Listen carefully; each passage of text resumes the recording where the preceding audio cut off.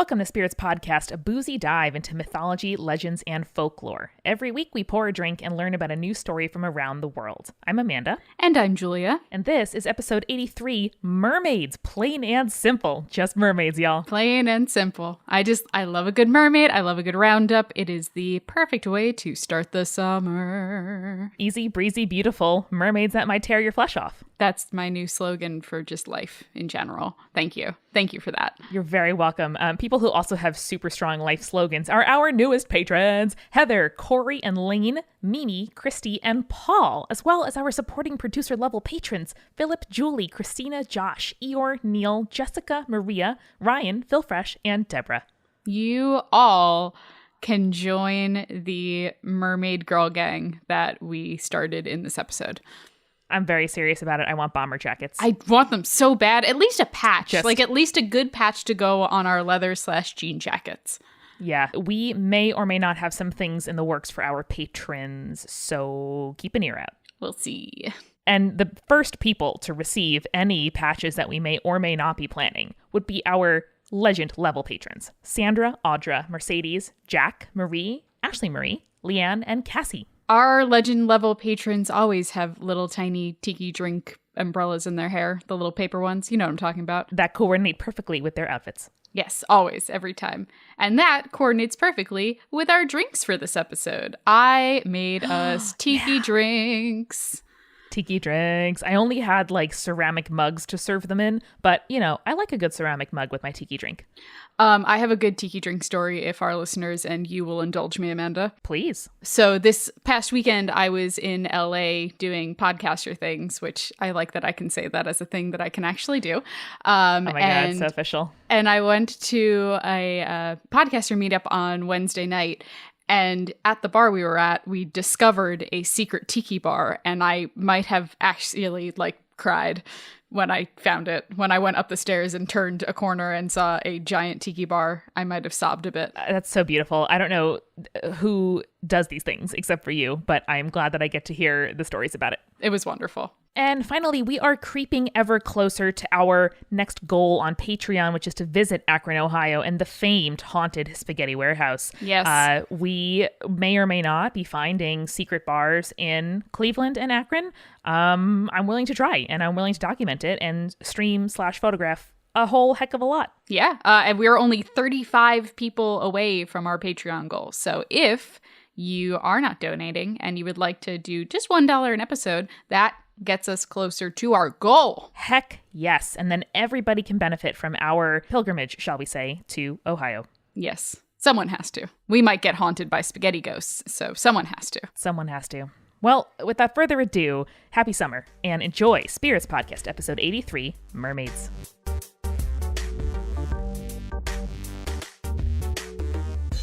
Amanda, do you know what time it is? 5:13 p.m. Okay, time of year. I mean, it's almost summer. It is almost summer. You know that's my favorite time of the year. Oh, I'm so excited. Oh. I went to the beach a week ago and I was just so excited to have vitamin D in my system again. I know. You know what we should do? We should do some Instagram stories from the beach this summer for people to hang out with us. 100%. There's a cute photo on our Instagram, early on our Instagram, with the two of us hanging out on the beach. That's actually one of my favorite photos of us. Me too. We don't take a ton of photos together, but I like that one a lot. Do that more often. I know. What's wrong with us? I don't know. So we're beach girls. We grew up on the beach. Mm-hmm. We totally rock out on the beach. We love the sand and the surf and the beers and the sand and surf. Who says you can't be an indoor kid and also a beach kid? You can be both. You can read under the umbrella for the entirety of the trip to the beach with Julia's family as her grandma looks at you from the full sun and is like, honey, are you okay? Do you need sunblock? Yes, grandma. I have sunblock and also I need to be in the shade. Oh, Joyce. Oh, Love Joyce. her. Love her. So I am ready to spend all of my free time at the beach. Hell yeah. So with that in mind, I wanted to do a roundup of one of my favorite things in the world and one of the things that I know people love as well. And Water spirit? Mermaids. Mermaids! I mean, it's going to be water spirits and mermaids, but Hell yeah. Mermaids. Mermaids! Mermaids. I don't want to just talk about the traditional mermaid that we see in the media all the time. Sure. I mean, if previous episodes are anything to go by, it is probably a sanitized and less gory and also less awesome version of an actual myth. That's true. I want to talk about all the mermaids. All of them. All of them? All of them. Okay. I mean, maybe not all of them, but the ones I like the best. We have about 45 minutes, so yeah, let's do it. And I get to do the ones that I want to talk about because this is my show and I do the research. So yay! I wouldn't know any different. So. Yep. So we, Amanda, are going to start in the British Isles first. Okay, all right. Warming up. And the first on my list are the Finfolk. Okay. Because that's a dope-ass name. The Finfolk aren't really your typical mermaids, but rather they're a race of like sorceress shapeshifters. Whoa. They live beneath the sea in a place called Finfolkahim. Wow. Yep, that's a thing. Sounds about right. It is a massive underwater palace with crystal halls, ornate gardens of multicolored seaweed, and is constantly lit by phosphorescent tiny glowing sea creatures. That's freaking adorable and pretty accurate. Like, that takes into account where it actually is and why. Yeah. In a way that makes it really easy for me to picture. I know, it's really pretty. I want to live there. I love glowing I fish. mean, They're I don't my want to friends. live there. You'll see why, but... So the Finfolk will either swim, wade, or sometimes even row boats up to the northern isles of Scotland during the spring and summer. Wow. The purpose of this is to search for human captives, and they've been known to kidnap fishermen, children, and others who are careless enough to wander the shores and force them into a living of servitude or as a spouse to one of the Finfolk. I was going to ask why, but you got there before me. I did. I got you. I got you covered. I know your questions before you even ask them. That's what friendship is. It's true. So they'll often disguise themselves as other sea animals, plants, or even floating clothes in the water. Though Finwives usually prefer the appearance of traditional mermaids: golden hair, snow white skin, beauty, and a long fishtail. Interesting. I don't ever picture blonde hair when I think of mermaids. Really? Yeah, I think tend of to. red and brunette hair. But no, maybe just me. You're probably going you're going full Little Mermaid. I almost didn't remember the name of the one mermaid movie that we watched as children. That's bad. The Finfolks were considered territorial and greedy, and they have a weakness for silver, especially silver coins and jewelry. Fascinating. Humans captured and married to a Finfolk spend their time on the island of Hildeland, where they spend their days performing rigorous duties and housework.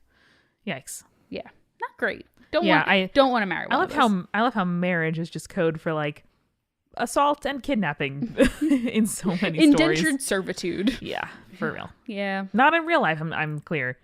Most of the time, marriage is consensual You and say lovely. across the couch from your friend who is going to be married in like the next year. Listen, I mean in fairy tales. You say I just found a spouse. I just brought them back. Don't worry. It's fine. Don't worry about it. That's not what that is. So another Scottish mermaid is the Sea Mither. And she is a bit nicer than the Finfolk. She lives in the seas north of Scotland during the summer, where she confines this demonic being known as the Nucalavi. Hey, Scotland? You okay? What's going on up there? During the spring, she fights with her arch nemesis Terran, who is another ocean spirit that causes severe winter storms. Only in the spring is when they fight. Or I guess after the storms are over? So they fight in the spring and the fall. And you'll see why. Okay. So this battle determines who will control the seas and weather. The Sea Mither wins every spring, but during the summer, her benevolent acts and weather, like keeping the weather nice, exhausts her, and Tehran is able to defeat her in the autumn.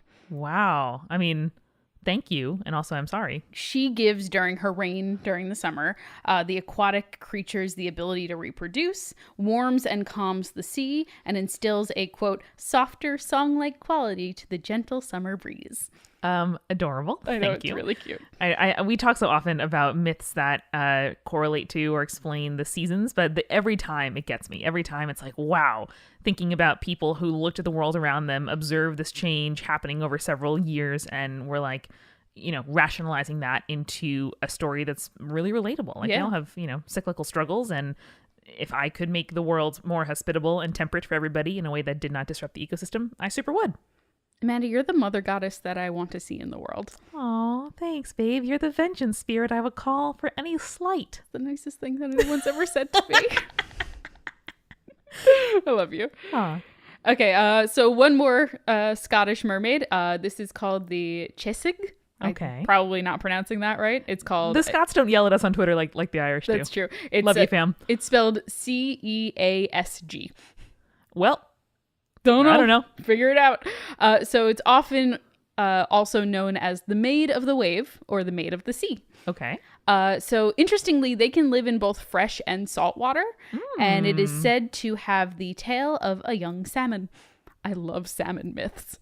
I love salmon myths. Ever since the Salmon of Knowledge, I've just been obsessed with the idea of like salmon in all of the mythology. I know. I love the Salmon of Knowledge. If you didn't listen to our 30 Myths in 30 Minutes episode, that one is full of bangers. Like every story in that episode I still remember. But in the Delancey Essex subway stop in New York City, the JMZ and the BDFM, I think, crossover, there is just a salmon in the like mosaic that lines the stairway. Just a salmon on its own. Nothing else around that salmon. And every time I pass by, I go, hello, Salmon of Knowledge. Maybe there was like a fishery in that area or something like that. I mean, it's like kind of on the border of Chinatown. And so there are lots of like fish markets and produce markets. Sure. So probably there's imagery elsewhere in the station that is like that. But I just look at the Salmon of Knowledge every time. You only see the salmon. Hi, friend. Fine. So the Maid of the Waves is said to grant 3 wishes to anyone who is able to capture her. And there are several stories about marriages between humans and these mermaids. Ooh. Even if they return to the seas during their marriage and the marriage ends, because, you know, she went back to the sea. As happens with every successful marriage. So the mermaids will still take an interest in their human descendants and protect them from storms. They'll help them find the best fishing grounds, etc. Actually, in some stories, they are slightly more monstrous, though. So they'll like swallow heroes and whatnot.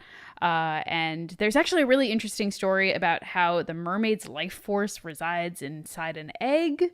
And this has some like speculation that has to do with the original stories featuring the chess egg as a sea goddess who may or may not have demanded human sacrifice. Huh. I mean, yeah, to me, the kind of red flags of like cooler, more brutal myth incoming are like power concentrated in like a thing outside your body that you would therefore protect at all costs. Sure. And some kind of like dominion or power over bounty, you know, and harvest and food. Like we would obviously do anything to sustain ourselves in that way.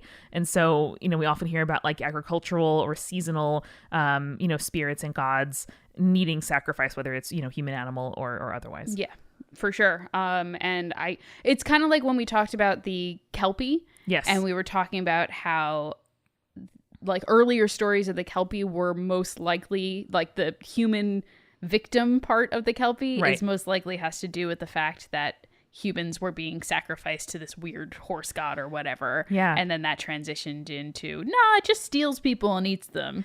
Right. I mean, like, imagine that transition. If a kid asks you, oh, you know, what happened to this person? Or, oh, you know, why did people used to do that? As a parent, isn't it easier to say, like, they just got taken and also not the be community safe, right? And not like them. we all rationalize the you know sacrificing of people. We pulled the lottery on them.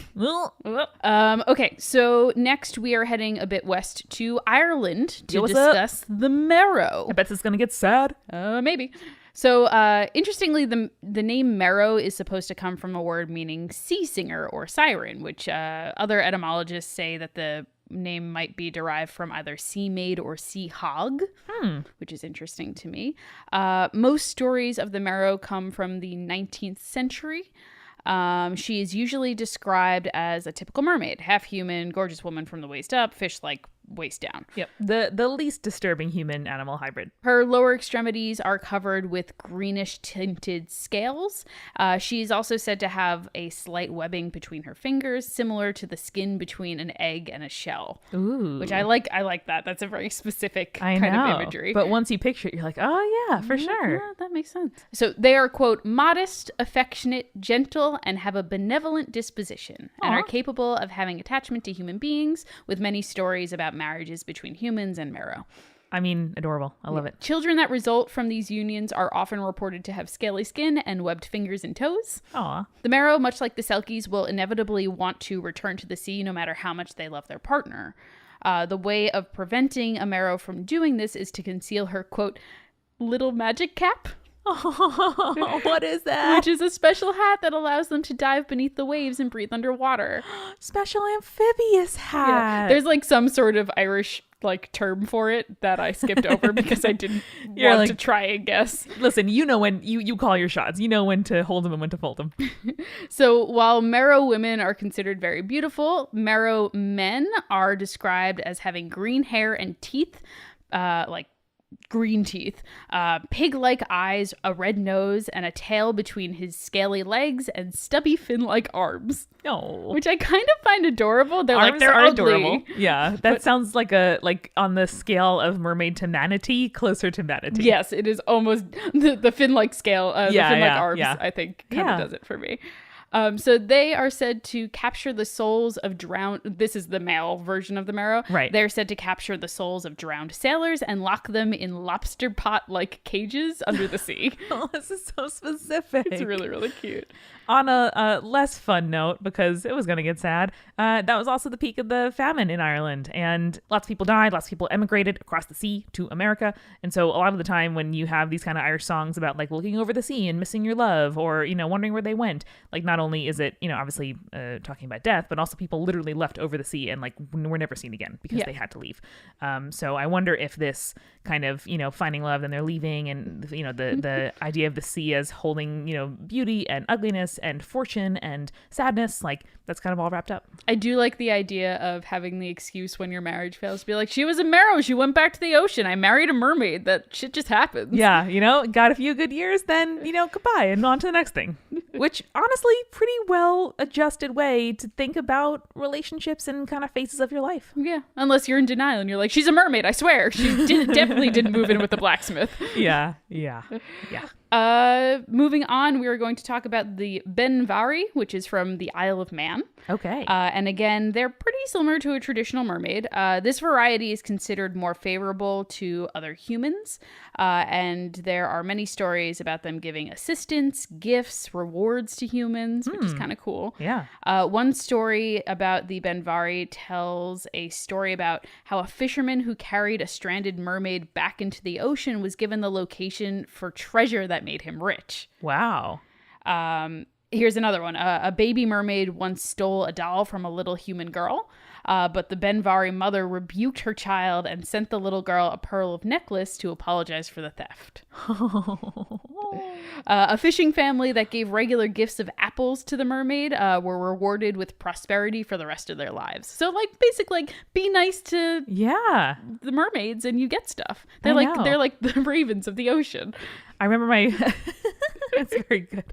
I remember my parents as a kid trying to teach me to like, do nice things for people. And like, sometimes they'll thank you, but don't do it because of that. And it was, it was very much like a line that they were writing. I love too that we're talking about an area that's only like several hundred miles in diameter, between Scotland, Ireland, Isle of Man, and other parts of the UK. And yet, there's so much variety in all these different, water spirit mermaid-esque figures. I know. I love that you can stay within a certain area and still get a lot of different myths from it. Yeah. And did you know that the Isle of Man is a self-governing British Crown dependency? I didn't know that. Me neither. That's kind of cool. There you go. So off to the continent.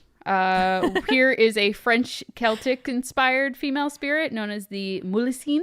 I'm sorry, just 1 second. I pictured you there in like a beige linen travel suit. Off to the continent. And like a straw hat. Very cute. It's a good look. So the Melusine is a freshwater spirit who is usually found in sacred springs or rivers. Okay. So unlike the rest of the mermaids, she can either be depicted as a fish or having a serpent tail from the waist down. And additionally, she is often depicted with wings, two tails, or both. Yikes! We're getting into like hierarchy of angels type shit here. I love it. In some stories, she is the daughter of a fairy named Priscine and King Alinus of Albany. Like, not our Albany, like... The first Albany. Yeah, the first Albany. That is very specific and I love it. Yeah. Priscine and Melusine go to the Isle of Avalon after the king breaks an oath that he would never look at his wife and daughter in their bath, just thus outing them as mermaid-like creatures. That is kind of a cross between the like Avalon stuff that we heard about in the King Arthur episode and what was that? The like childbirth god where if you looked at the woman while she was having in childbirth, it would be bad. Oh, Toyotama Hime. Yes. Yeah. who like gave birth to her basically crocodile child, Exactly. dragon child, Yeah. and got peeked on by her husband. Right, but and- privacy during birth is really important to her, and he violated that. Yeah. Yep. Cool. But we're actually going to head east from there All right. into Russia and the Rusalka.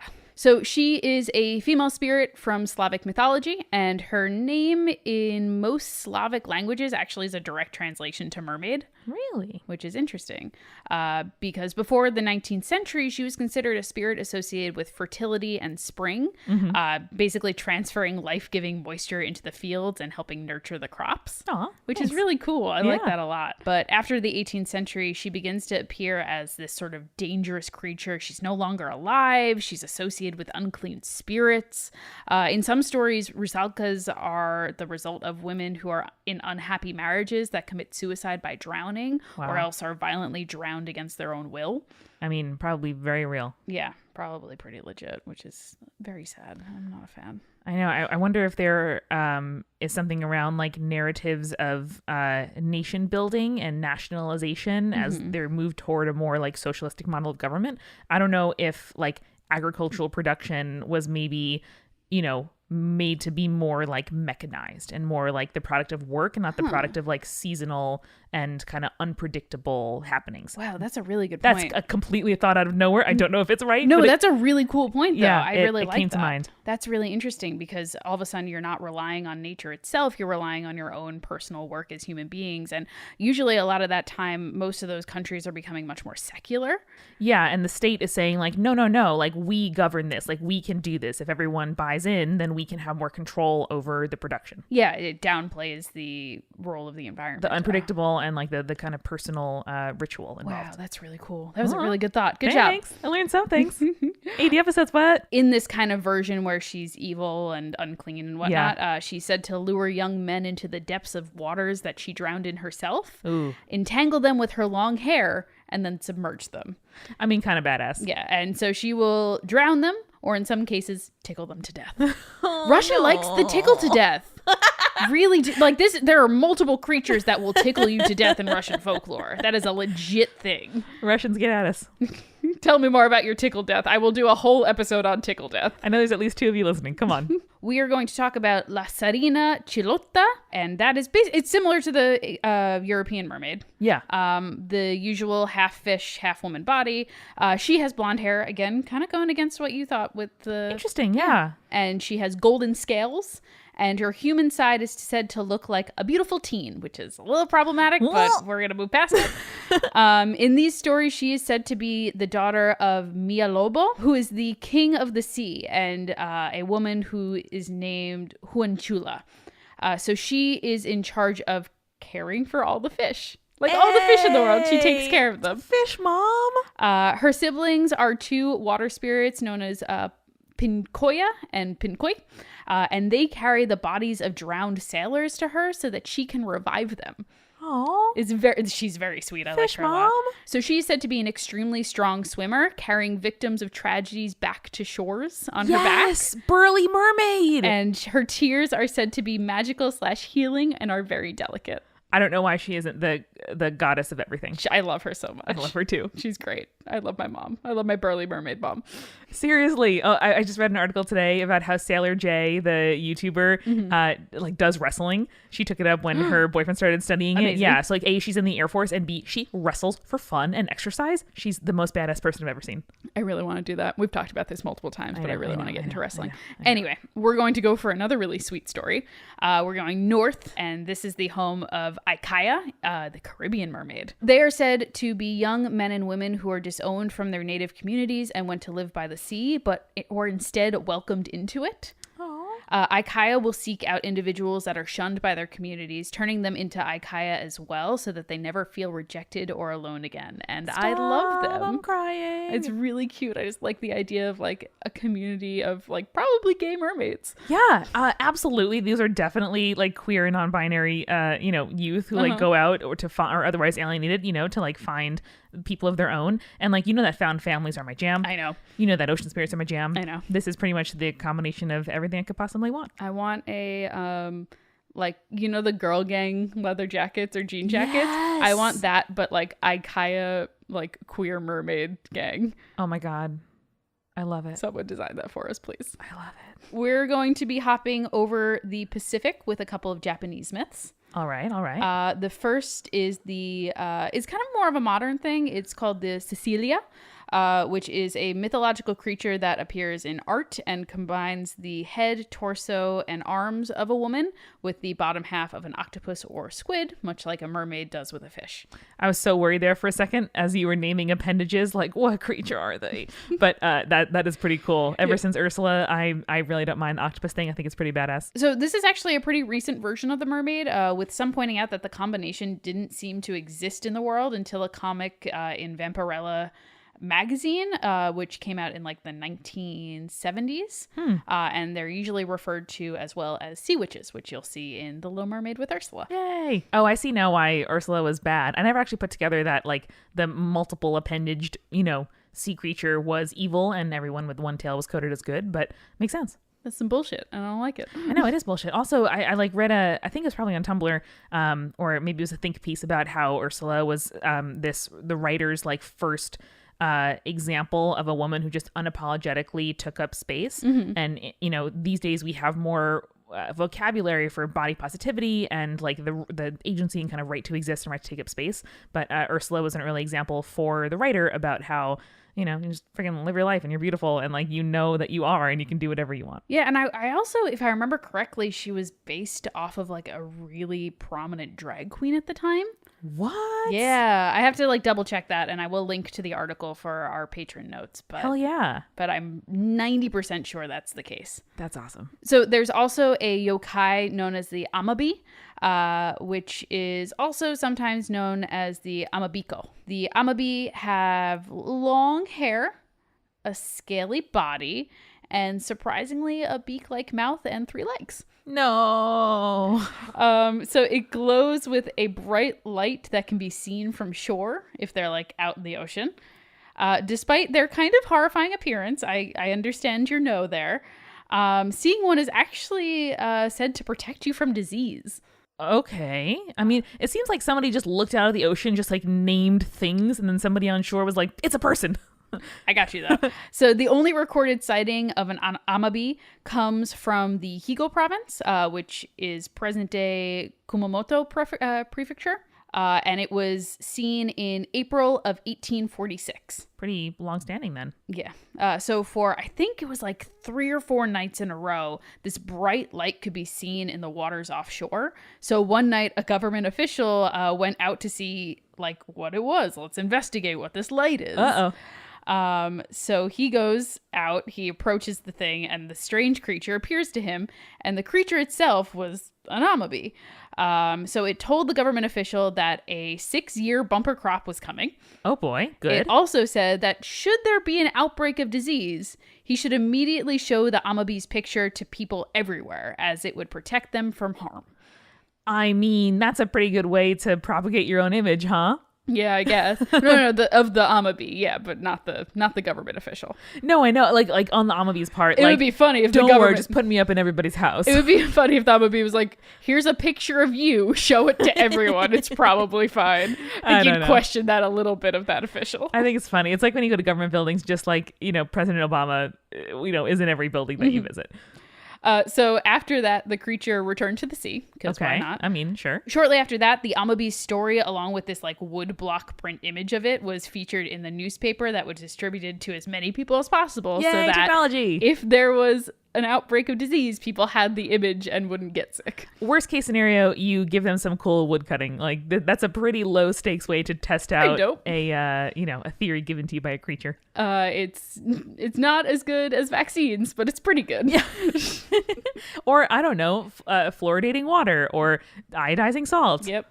Yep, agreed. These are good things and not conspiracies. These are good. Don't question it. Okay, so stranger than that, which is saying something. Whoa. Is probably the Ningyo, which is probably the least human mermaid on the list that I have. All right. They were often described as having a monkey's mouth with the small teeth of a fish, shining golden scales, and a voice like a flute.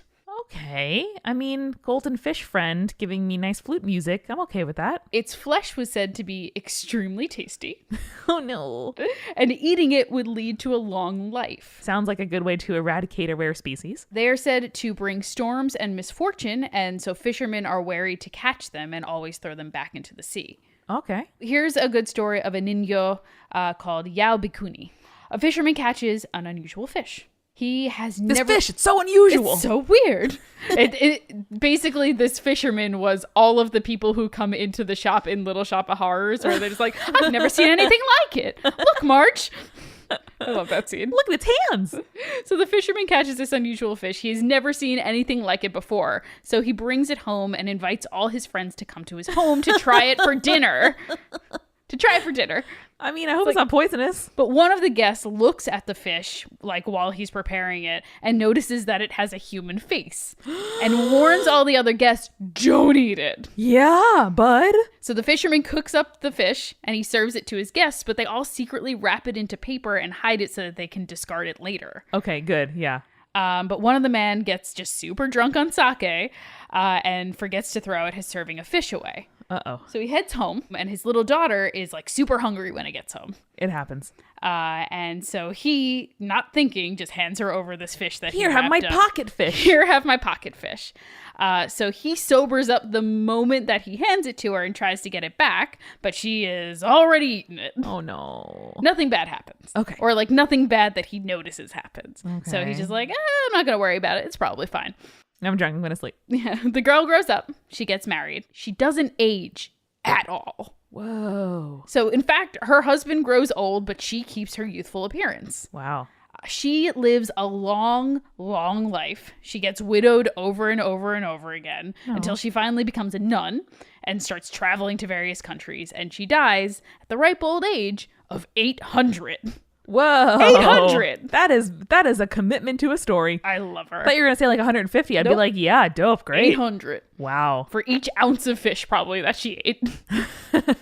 That is a very smart way to use a very long life. Yeah. Because like, especially if we're talking, early kind of societies where women were perhaps not as empowered or had access to resources, like we do almost now. But being a nun is a great way to like get educated, do service work, travel, like have an interesting and nice life, like learn vocations. That's awesome. I like it. I like her life. And if I was 800, I'd get married a bunch of times, pop out a bunch of kids, and be like, I'm not going to travel. I'm going to probably enjoy teach your myself genes. some stuff. Yeah. Okay, so last place we are going to stop is, of course, the Philippines. Oh my gosh, good. We can't do a roundup without going to the Philippines. So we are going to talk about the sarina, also known as the siyokyoy. So in Bicol and Visayas, sarinas are also known as majindara, aka vicious mermaids. Okay. So she looks like a typical mermaid and is considered a mythical guardian of the water. So much like sirens, they use their voice to attract and hypnotize fishermen and sailors, causing shipwrecks and drownings, or else abducting sailors away before they can drown. No, I was just like reckoning for the first time with the idea of like, what do they do if they don't kidnap them? And the idea that they would just drown them was like, oh God. Like, we're just going to leave you alone. It's the opposite of the adorable Chilean mermaid. Yes, it is. They are said to carry their victims under the water and then sacrifice them to the water gods. Ugh. I mean, if you're going to make sacrifices, you might as well outsource it to a different species. That I understand. But, ugh. Sometimes they'll pretend to be drowning, luring men into the sea to save them, and then they squeeze the life out of their would-be rescuers. Oh. That's pretty good. I like that a lot. If we get past the murder, that's a pretty good gambit. They're usually accompanied by dugongs, sea turtles, and dolphins. Yay! I love a dugong. All our sea friends.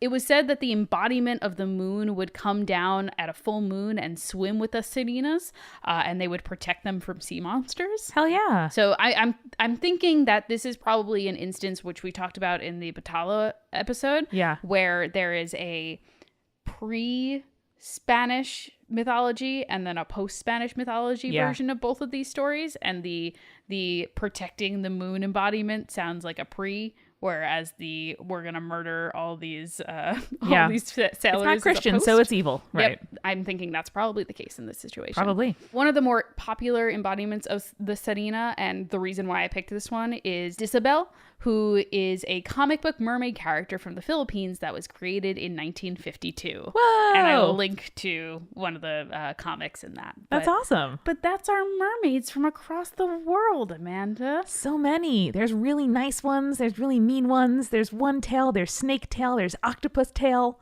Yeah, South America and the Caribbean really killed it with some like good, nice mermaids. I was very happy with that section. Especially the idea of people who are misfits and leave home and try to strike out on their own. So often it's like just leaving a community that's bad for you and not like actively seeking one that you think will be good, because that's hard. And like, do you know where it is?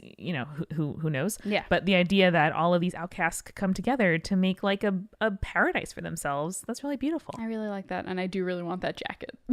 Yeah, I really want that jacket as well, in a non-appropriative and respectful way. For sure. It reminds me of the other night I found myself at drinks for one of my friends from YouTube. We looked around the table and it was like 6 queer, bisexual, and gay women sitting at the table together. And we were all just like, home, like finally. Like so much better. Yeah, yes, at a pinball bar in Brooklyn with a bunch of dogs around, like drinking local beers. Like finally, somehow the universe has conspired to like let us have this moment. And it was really beautiful. I think with that, Amanda, the Ikayas would think that you're living your best life. No, thank you. I hope so too. I also really like the idea that, hey, we like to see pretty ladies in water a lot. Just like as a like global like human being thing. Right. We just love a hot lady came out of nowhere and is just like either going to murder me or marry me. It's a very common practice across the world. I'm going to say it, Julia. Boobs float. Boobs look float. good. Boobs look good in water. That's true. Also, it's like you see a woman rising out of the water. Okay. Okay, pretty face. Okay. Oh, and long hair. Okay. Oh, boobs. Boobs are nice. And then like she stops at her belly button and you're like, well, it's going to be the best day ever or the worst day ever. It's going to be both. woman or it's going to be fish. I mean, like, it could be, there's a reason why people like think that mermaids are hot, which, listen, live your bliss. yeah, Live your truth. And I'm not going to tell you not to do it. Okay, so in that case, either it'll be a weird day where there's a naked person coming at you, or it's gonna be the best day ever, or it's gonna be pretty much a weird day, or like the worst day in your life. But depending it's on just your like, yums. It's such a moment of decision. Like the mood of the room is gonna change when we get below the belly button. That deciding factor. Yeah. Oh man, that's funny. There is the great mermaid parade in Brooklyn at Coney Island every year. Absolutely. This is going to be the first year in years and years and years that I'm going to be home for that. So I am absolutely planning on attending. I have to work that day, but I am mad. Oh, no. But one of our listeners and a audio drama creator, JV, who does Red Wing, you also might know him as, I think, Mr. Hyde is his handle on Twitter. Yeah. He has been a professional mermaid since he was 14. Yes. And we were chatting the other day about like how cool that is. Yeah. And it just sounds fascinating. And I super love all of our listeners, like cool hobbies and like lifestyles and shit like that. I know. That's amazing. It's incredible. If you think we would find your job cool, please tweet us and tell us what your job is. Yes, please. That would be awesome. That's amazing. So yeah, go mermaids. Go body positivity and cosplaying and, costuming and living your life. And, I guess be careful when you see naked figures rising out of the water. Just prepare yourself. I do have a question for you. Yeah. If you could date any of the mermaids that were on our list. Oh, ocean mom, fish mom. Oh, the sea mither. Yes. Fish mom. I should mention that in the mythology, she is giant. Oh. She a big woman. Listen, I can get down with a giant. Yeah. I don't mind. Yeah. I'm just picturing her like glancing into the apartment, like her big face because she could reach the top of that. Yeah, here on the 6th floor, just looking into my window and be like, "Hi, wife." Listen, though, you never have to lift a heavy object again. That's true. Yeah, and I mean, like you'll probably just have to deal with the fact that like during the winter she's just not around. She's just taking a nap for the winter. Yeah, I mean, given the choice between a partner that I cannot hang out with during all seasons. Or cuddle effectively. I will choose one that I can hold. Yeah, no, she sounds awesome. I'd love for her to be my auntie. Yeah, to be able to like go and stay with her. That's good. I think I'd go with the Chile one. She sounds cool. She does sound very cool and very intentional. Yes, I appreciate. She sounds like the woman who's a nurse like on the battlefield. Yeah, and I appreciate that. Like she take no shit, gonna help everyone. Yeah. She has like a lot of empathy. Exactly. Yeah. And all right, like we see mermaids like lying around on rocks sometimes, but it's like when you see a amphibious creature on the bank sunning themselves, and you forget that even though they like move very slowly on land, that motherfucker goes real fast in water. And so, mermaids, like that whole tail is muscle. Like that whole thing can make them move very fast. Yeah, and like you pointed out, she's buff probably. Exactly, yeah. So like seeing her in action is much cooler than a like window dressing type spirit, Now I'm just picturing the wrestler China, but as a mermaid. Oh, so did I. Don't worry. Okay, cool. Yeah. I'm glad we're on the same page then. Yeah, or the woman who is the werewolf wrestler. Ember Moon. Yeah. My girl. Or even Charlotte Flair, because in this in La Serena Cholita is portrayed as blonde. Yeah. So Charlotte Flair, who is my buff like queen. I love her. She's great. We love wrestling. This is a pro wrestling podcast. So much. Let's talk about my pro wrestling podcast, If My Wrestlers Were Mermaids. That's the name of my new wrestling podcast. Oh, I would watch way more if all wrestlers were mermaids. It could be 100%. half sea, half land arena. Ooh. Get at me. Like one of those, like an aquarium where the half of the thing is like plexiglass and you can see them fight in the water and half it's above. Yeah. And then at the end they kiss instead of punch. Yes, like they finish and they're like, good job, babe. And then like forehead kisses. I know. I think it would be very cute. I'm into it. Very cool. All right. Well, when it comes to dealing with sea creatures, remember, listeners, Stay creepy. stay cool.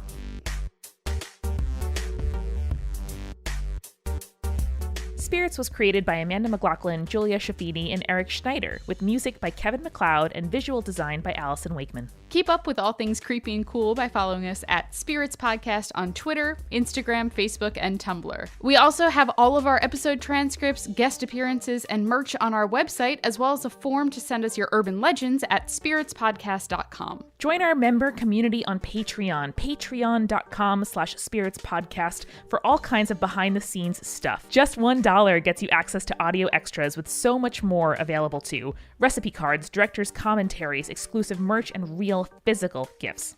We are a founding member of Multitude, a collective of independent audio professionals. If you like spirits, you will love the other shows that live on our website at multitude.productions. And above all else, if you liked what you heard today, please share us with your friends. That is the very best way to help us keep on growing. Thank you so much for listening. Till next time.